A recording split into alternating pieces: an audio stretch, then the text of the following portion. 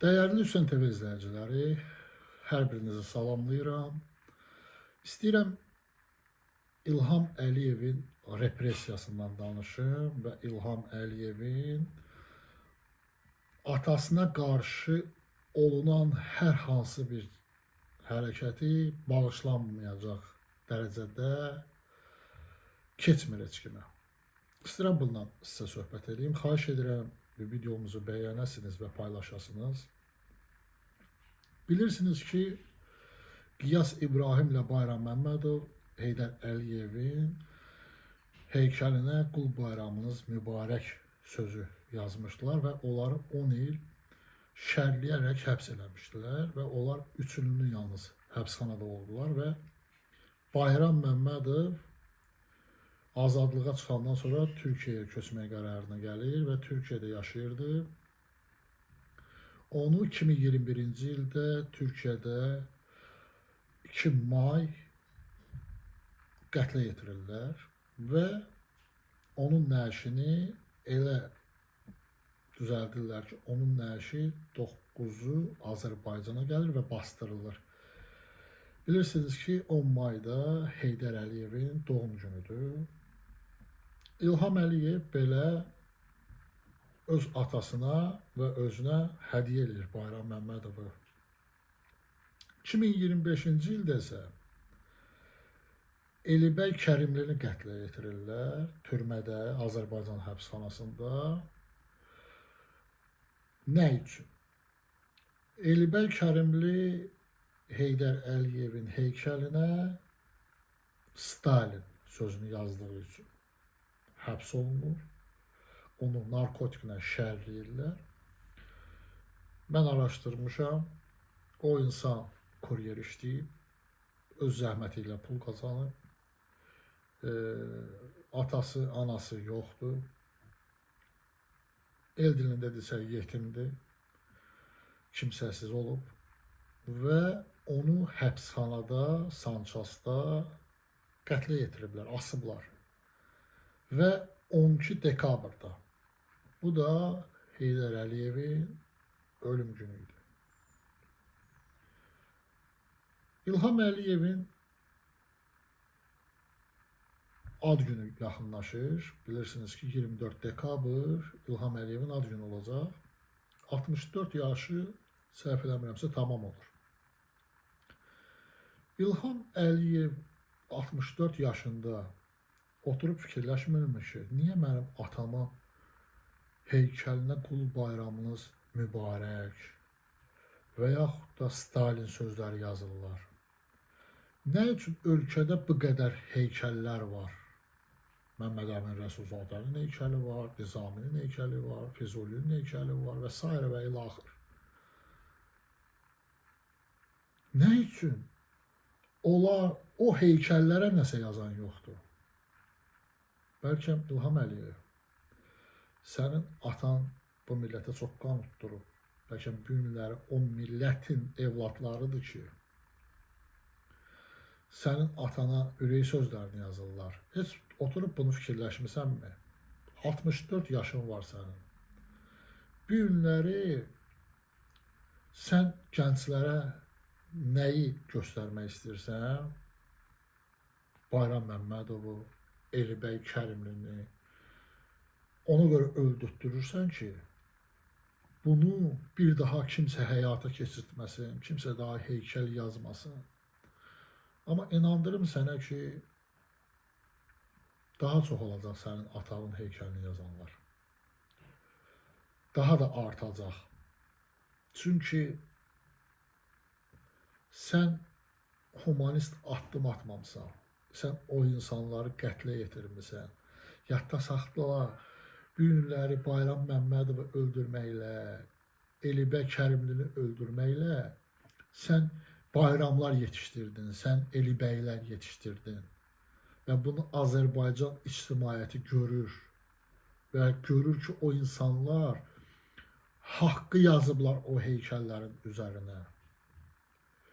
Sənin bu günləri apardığın repressiya dalğası ki var, o sənin öz başında çatlayacaq.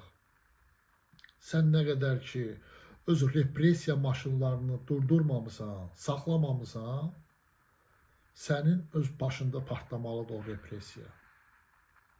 İndi isə üzümü Azərbaycan xalqına tuturam. Əziz xalq, bizim adımızı vətən xaini qoyurlar. Niyə? Çünki biz Azərbaycanda ədalət istəyirik. Azərbaycan xalqının xoşbəxt yaşamasını istəyirik. Azərbaycan körpələrinin xoşbəxt doğulmasını istəyirik. Biz Azərbaycanda demokratiya istəyirik, insan haqları istəyirik. Biz Azərbaycanda azad məhkəmə istəyirik. Biz Azərbaycanda rüşvətin yox olmasını istəyirik. Biz Azərbaycan türmələrinin boşaldılmasını istəyirik, qızıl amnistiya istəyirik. Biz Azərbaycanda özbaşınalığa son qoymaq istəyirik. Bu günləri İlham Əliyev milyardlar, trilyardlar ölkələrdən oğurlayır və özü, məmurları, nazirləri, deputatları, icra başçıları.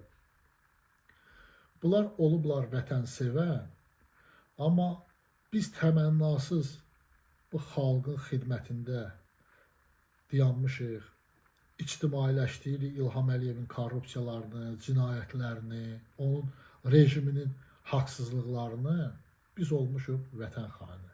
Bilirsiniz niyə? İlham Əliyevin itirəcəyi çox şeylər var.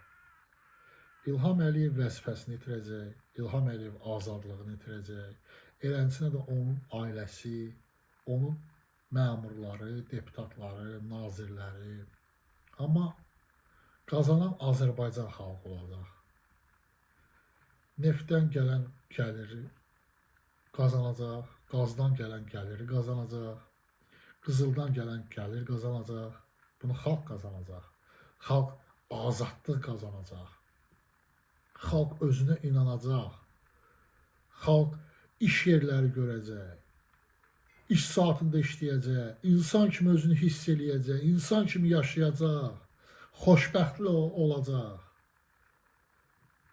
Bunu İlham Əliyev istəmir. Ona görə də bu günlərə hakimiyyətdən, öz kreslosundan möhkəm durub. Niyə? Çünki o bilir ki, o devrilsə, onu Azərbaycan həbsxanası gözləyir. Çox ağır gözləyir onu həbsxana. Çünki o qədər onun əli qanla batıb, o qədər o ailələr dağıdıb, o qədər körpələr yetim qalıb, uşaqlar öldürtdürüb, o ailənin başçılarını öldürtdürüb. O kresloya görə, o vəzifəyə görə. İlham Əliyev. Bizim də küçəmizdə işıqlar yanacaq.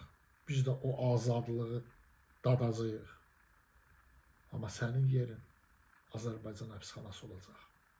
Nə qədər ki, sən bu mənfur, əclaf əməllərindən əl çəkməmsən və sənə bu günlər köləlik eləyənlər əl çəkməyib, aqibətiniz, sonunuz çox ağır olacaq.